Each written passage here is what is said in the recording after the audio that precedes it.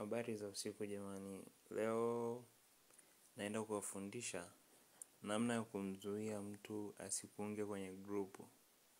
By the way, magrupu mengi huwa yanaboa na kuna mengine huwa hayako kwenye ratiba za mtu.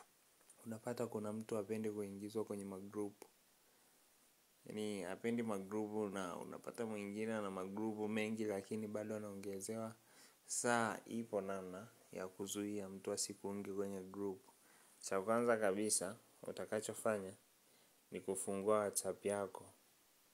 Ukishafungua WhatsApp yako, unabonyeza upande wa kushoto, upande wa kulia juu kwenye hivi vidoti vitatu huku juu kabisa. Unabonyeza.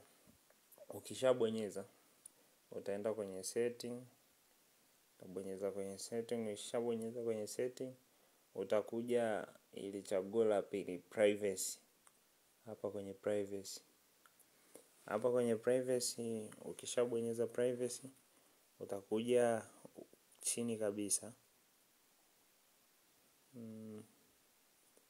Utakuja kwenye chaguo, hapa hivi kwenye disappearing message. Kwa chini wameandika groups. Utabonyeza hapo kwenye groups.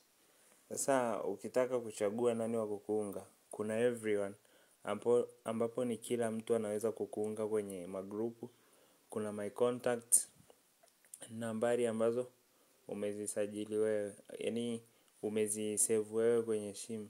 Alafu kuna hili chaguo la tatu kwenye my contacts accept hiyo. Sasa ukiwa hutaki kuungwa kabisa na mtu yoyote, unabonyeza my contact accept.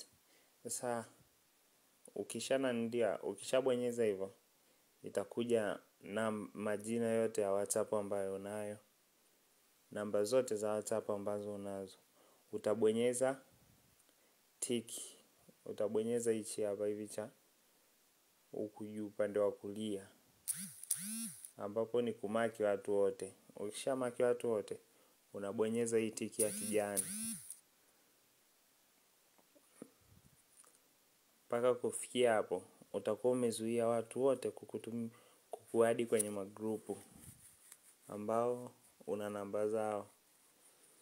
Asanteni kwa kunifuatilia. Msisahau kusubscribe YouTube channel yangu ili kupata more updates ambazo zinakuja zaidi na zaidi.